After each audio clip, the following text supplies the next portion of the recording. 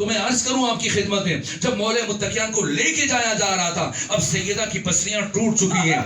اب اس جملے کا اگر کوئی وزن محسوس کرنا چاہے تو استاد حسین انصاریان جو تہران میں ایام شہادت سیدہ میں بی بی کے مسائل بیان کر رہے تھے، اور جو آخری مجلس تھی خمسے کی، بانیان نے خواہش کی، میزبان نے خواہش کی کہ آج نیاز آپ ہمارے ساتھ تناول کریں، تاکہ وقت جب جوانوں نے جو کی بات زحمت کی ہے وہ آپ سے ملنا چاہتے ہیں، ملاقات کرنا چاہتے ہیں، یہاں تک کہ وہ بیٹھے رہے، گفتگو کرتے رہے، اور کافی وقت گزر گیا، تقریباً 1 گھنٹہ گزر گیا۔ جب وہ اٹھنے لگے تو دیکھا کہ اس امام بارگاہ کے ایک گوشے میں ایک مومن برابر گریہ کیے جا رہا ہے، یہاں تک کہ آیت اللہ حسین انصاریان چلتے ہوئے اس مومن کے پاس آئے اور اسے اٹھا کے پوچھا کہ میں نے آج کے دن کافی مسائل پڑھے جناب سیدہ کے، لیکن آپ کس مصیبت پر گریہ کر رہے ہیں؟ تو اس مومن نے کہا کہ آئے جناب انصاریان، شاید آپ نہیں جانتے کہ میں یہاں تہران میں ہڈیوں کا ڈاکٹر ہوں۔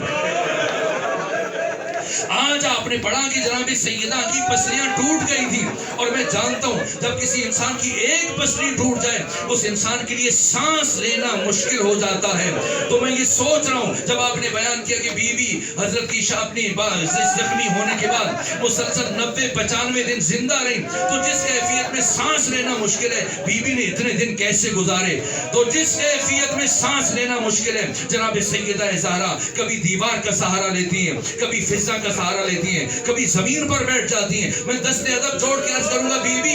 اس زخمی حالت میں ٹوٹی پسلیوں کے ساتھ جبکہ آپ کے بیٹے کو شہید کر دیا گیا، آپ اتنی زحمت کر کے کیوں مسجد جا رہی ہیں؟ تو بی بی بھی فرمائیں گی اس لیے کہ امام وقت کی جان کو خطرہ ہے، چونکہ جس طرح سے مولا متقیان کو لے کر گئے بیعت کے لیے، علی مر جائیں گے کبھی بیعت نہیں کریں گے، اور جب حضرت بیعت نہیں کریں گے اور دوسری جانب تلوار بھی نہیں اٹھائیں گے تو ممکن ہے کہ چراغ امامت کو گل نہ کر دیا جائے، حضرت کو شہید نہ کر دیا جائے۔ اس لیے امامت کے دفاع میں، ولایت کے دفاع میں، علی کے دفاع میں، محافظہ ولایت فاطمہ زہرا، اللہ کی قسم حسین ابن علی کا روز عاشور علی اکبر کی لاش پر جانا آسان تھا۔ حسین ابن علی کا علی اکبر کی لاش پر پہنچنا آسان تھا۔ میں نے پڑھا کبھی گرتے تھے کبھی اٹھتے تھے، لیکن فاطمہ زہرا کیسے چل کے گئی ہیں انسان تصور نہیں کر سکتا۔ کیوں؟ جانتی تھی جب پہنچی کیا منظر تھا۔ مولا متقیان کے گلوئے ادھر میں رسی تھی، سب لوگ کھڑے تھے، ایک شخص کے ہاتھ میں تلوار تھی اور سامنے ایک شخص کرسی پر بیٹھا تھا، مسند پر بیٹھا تھا، اور صاحب شمشیر مطالبہ کر رہا تھا علی آپ بیعت کریں ورنہ قتل کر دیے جائیں گے، لیکن حضرت خاموش بیٹھے تھے، اپنے دونوں ہاتھوں کو مٹھیوں سے بھیجے ہوئے بیٹھے تھے۔ ایسے میں سیدہ پہنچی ایک مرتبہ اپنے بابا کی قبر کے قریب کھڑے ہو کر اس اجتماع کی طرف رخ کیا اور فرمایا تم علی سے بیعت لینا چاہتے ہو، تم علی سے بیعت لو، میں ابھی اپنے بابا کی قبر پر سر سے ردا ہٹا کر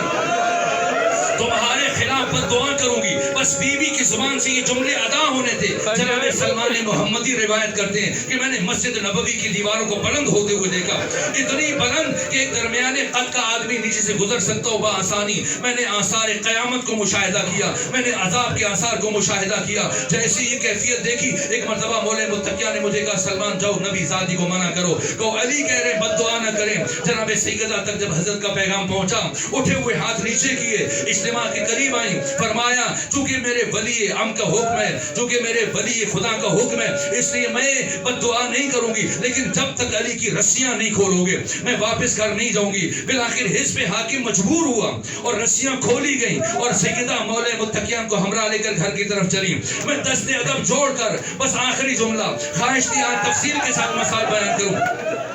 لیکن آخری جملہ عرض کروں گا بی بی آپ کے اوپر دروازہ گرایا گیا، سیدہ آپ کی توہین کی گئی ہے، آپ کے دروازے کو آگ لگائی گئی، سیدہ آپ کے رخسار اطہر پر تماچے مارے گئے، سیدہ آپ کے ہاتھوں پر تازیانے لگے، سیدہ آپ کی پسلیاں ٹوٹ گئیں، سیدہ آپ کا بچہ شہید ہوا، آپ ہزار مشکلوں سے اٹھتے ہوئے بیٹھتے ہوئے بڑی مشکلوں سے گھر سے دربار تک پہنچی، لیکن اتنے جہاد اور کوشش کے بعد بالآخر آپ اپنے زمانے کے ولی خدا کی زندگی کو بچانے میں کامیاب ہو گئی۔ لیکن میری لاکھ مرتبہ جان قربان آپ کی بیٹی زینب بنت علی پر جو کربلا تک مدینہ سے کربلا تک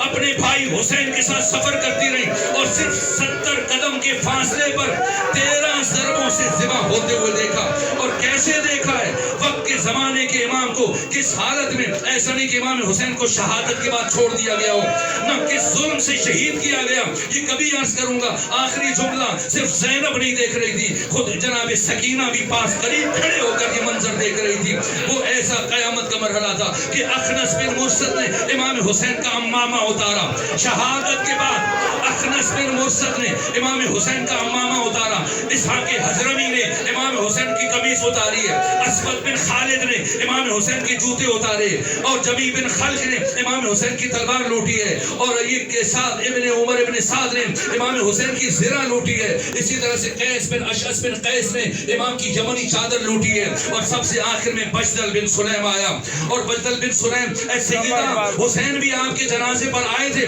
और आपने बंदे कफन से अपने हाथ बाहर निकाले थे, और आपने हुसैन को सीने से लगाया था। लेकिन अब सकीना हुसैन के सामने खड़े होकर ये मंजर देख रही है कि बजदल बिन सुलैम ये शख्स आया, देखा जिस्म पर कुछ नहीं बचा। एक मर्तबा निगाह पड़ी, इमाम की उंगली में अंगूठी पर निकालने की कोशिश की, जब अंगूठी नहीं उतार सका, इसने करीब में तलाश किया, 2 पत्थर उठाए, एक पत्थर जमीन पर रखा, दूसरे पत्थर से इमाम की उंगली को काटना शुरू किया।